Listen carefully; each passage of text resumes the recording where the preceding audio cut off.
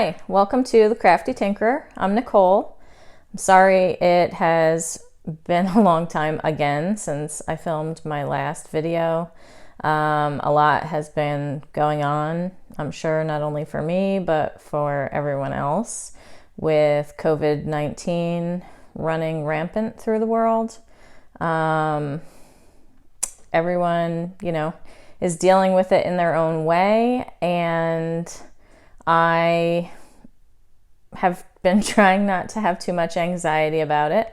I've been trying to protect my family as best I can with the information that I've been able to find. I, by nature, am a researcher. When I find something that I'm interested in, that's it. I'm like locked in, research, finding everything I can about it. And that is how I have actually been spending my last month, which probably hasn't been that healthy for me in terms of anxiety. So I'm trying to focus now more on my fun hobbies. So the first sweater I cast on for the year was at the end of January. It was the Ursa sweater by Jacqueline Cieslak, and I like the pattern. Jackie has done some really great tutorials in her pattern. She puts the links in when you purchase the pattern so that you can go on and see how to do some of the techniques. I wasn't familiar with the half brioche stitch. Say that 5 times fast.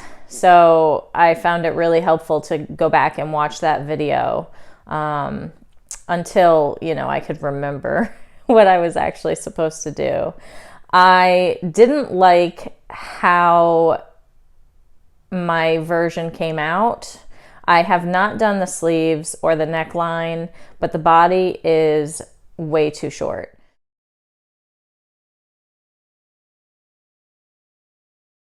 So I have put that to the side because I really don't want to rip it out, but I know I'm never going to wear it. The yarn I used for it was a yarn that I got on sale at Michael's for $1.99 a ball.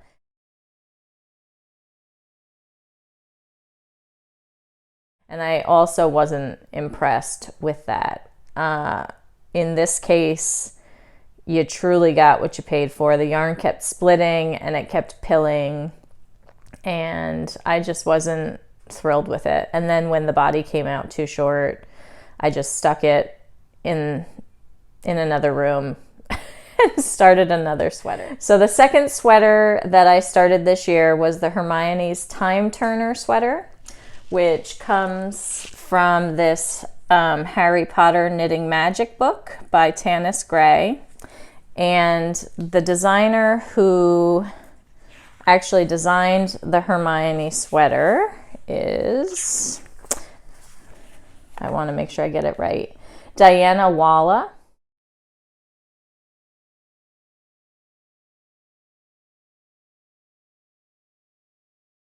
When I cast on, I decided that I was going to use one needle size up from the required needle sizes. And I finished the color work section. I'll post a picture of that.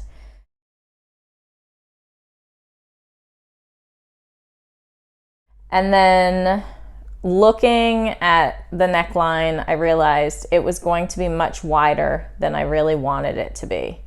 So I made the decision to pull that sweater out. That was my first attempt at the Hermione's Time Turner sweater.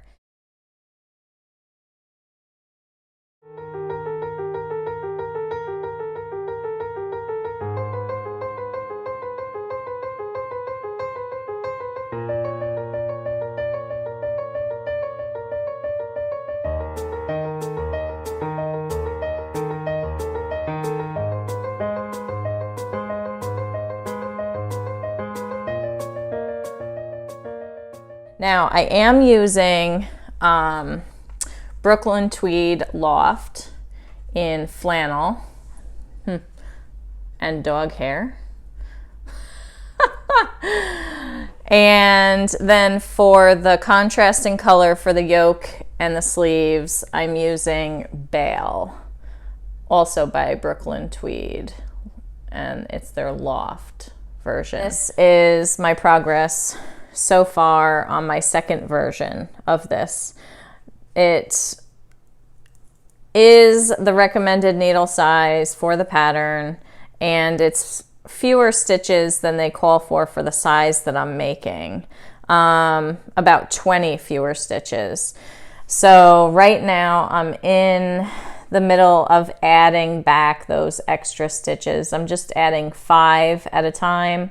So I'll have about 7 extra rows before I get to the short row shaping.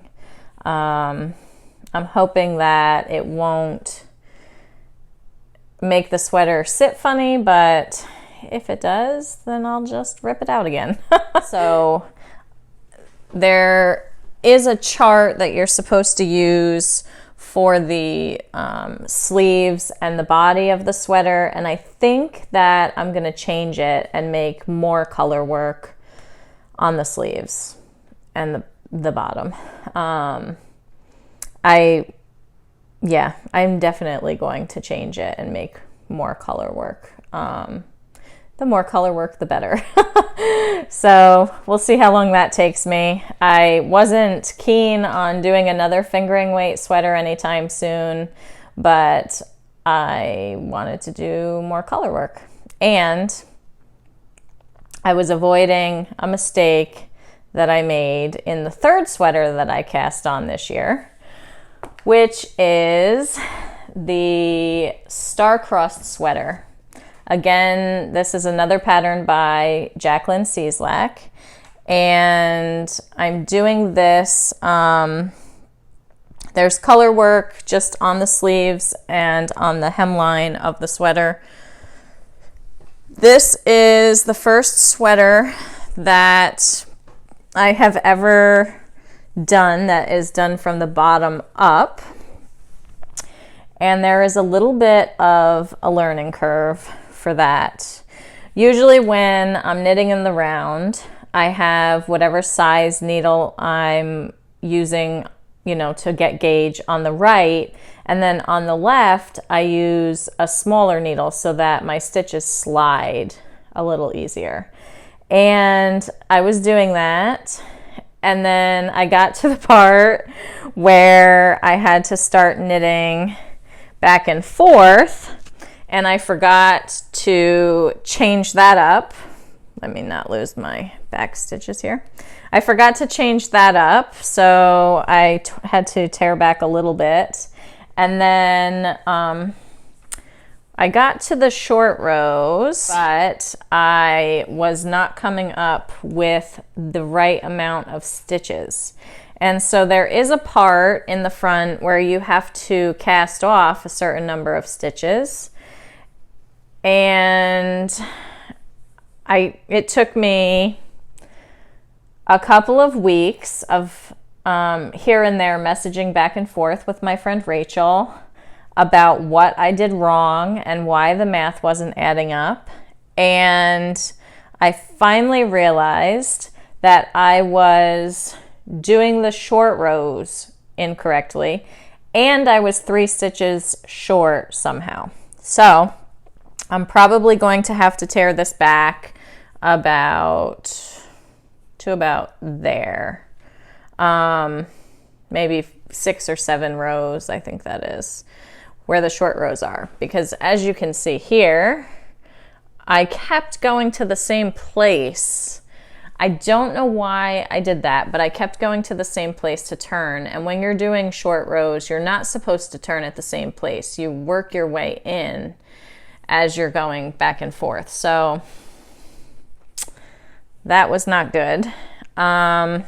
But I do, let's see if I can even hold this out, hold it up upside down. This is the hem line. Let's see if I can invert this. There we go. The blue is Malabrigo Rios in Matisse Blue. And then at the top, there's this little dot that you do. That's the last row of color work. And for that, I used this. I have no idea what this yarn is, but it has a little bit of blue and green in it. And I thought it would go well with the Matisse blue. So I only had one ball of this. And there is more color work on the sleeves. I knew I wouldn't have enough yarn to do the bottom and the color work on the sleeves. So my plan is to, on the sleeve pattern, do the first row of color work in the Matisse blue and then use this color for the rest of the color work. So that's the plan. And then the gray is Rowan Superwash wool. It is shade 00112, and I've never worked with this Rowan yarn before, but I do like it. And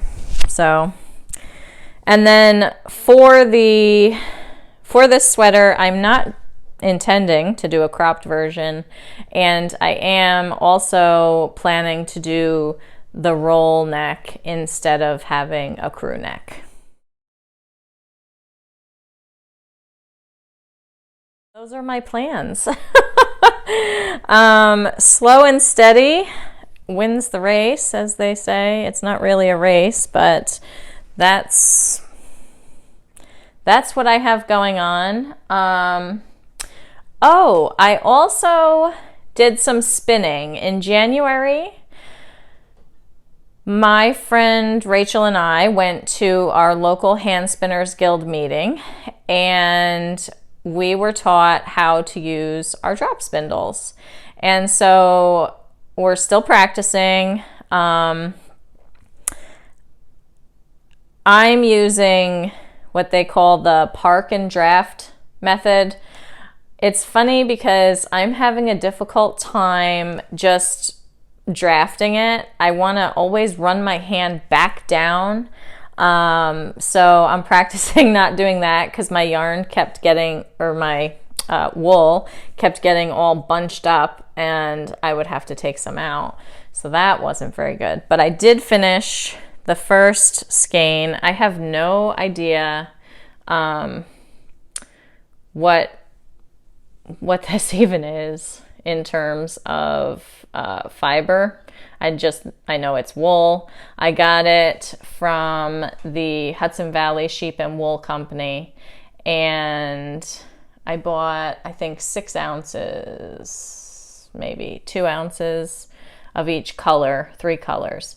So I did the white first. As you can see, it's a bit thin in some places and a bit thick in some other places, but it is my first time, and I'm pretty proud of myself. So now I am working on the next, and we'll see. I think I'm doing a little bit better at keeping it even, but we'll see how it turns out. So and this is a Schneider spindle that I bought at the Sheep and Wool Festival in October, the New York Sheep and Wool Festival. It's a little light. I think next time I can go out, I will probably see if I can get a heavier spindle. The reason why I'm doing the park and draft method, which I'm putting it, in my armpit actually when I'm parking it to draw it out. The reason I'm doing that is because when I spin, it does not go in one direction for very long. It's light and it goes backwards. So that is not handy when you're trying to learn how to draft and do all these things. So that's why I've been doing this particular method.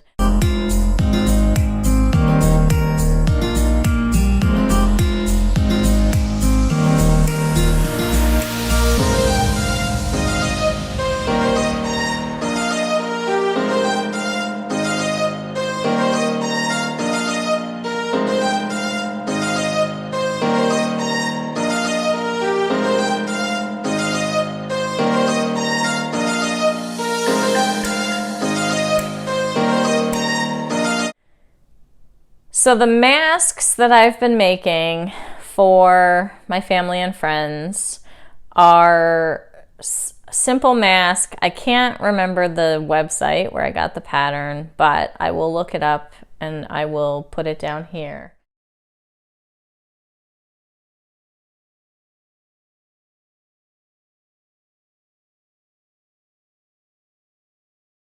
I know I've mentioned before, but I'll say it again.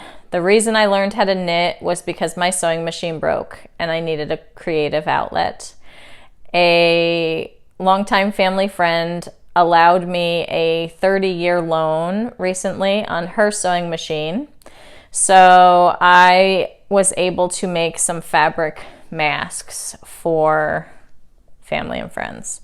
And I have lots of fabric still from 12 years ago. You know, I mean, before I was a collector of yarn and knitting things, I was a collector of fabric and sewing things. And luckily, I do not get rid of such things. So this is one of the masks that I made. This one is lighter. It has quilting fabric on the outside and the inside. And then in the middle of these two layers of fabric is non-woven interfacing that I bought when I wanted to do a quilt. And inside the top, I put pipe cleaners. So I did not have the right size elastic that they were calling for to go behind the ears. I had 3/4 inch elastic. So what I ended up doing was creating a little side pocket on each one. And then I put some bobbiny cotton, sort of like rope yarn that I have. And I've been wondering what to do with. I got a crochet hook and I put it in and then I just pulled the yarn through. I didn't knot it or anything. I probably could have, but that makes it adjustable. You know, they're not perfect, but they're okay. You know, if you have to make a quick run to the grocery store, what have you, just tie it in the back.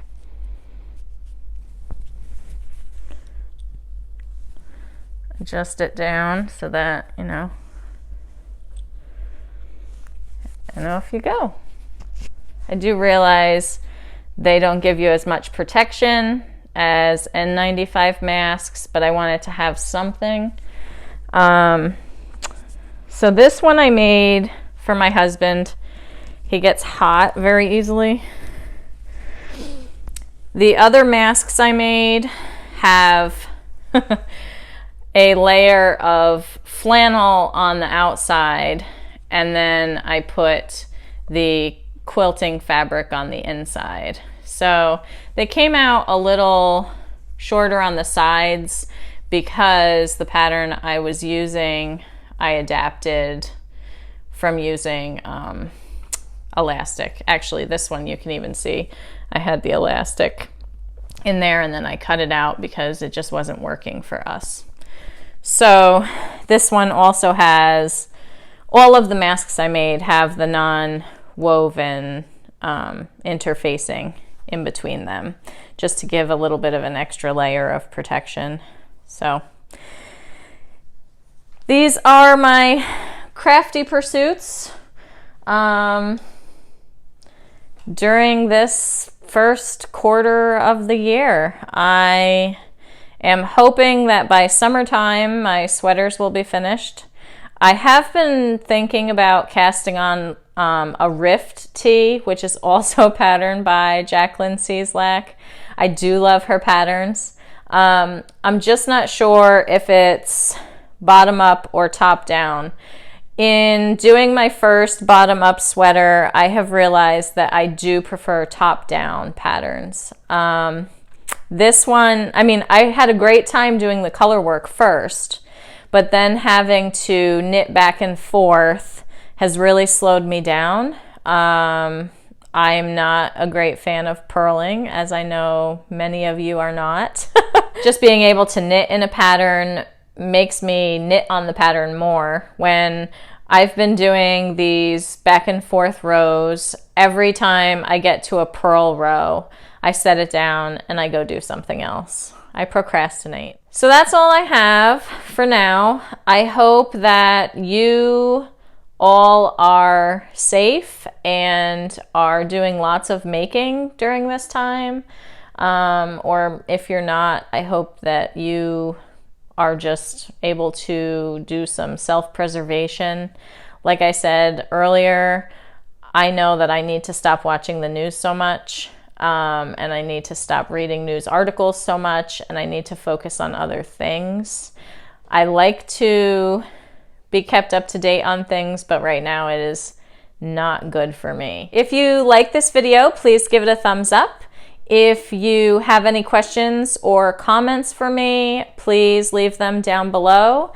And if you would like to subscribe to my channel, please press this icon over here. And then don't forget to click the bell to get notifications. Have a great day.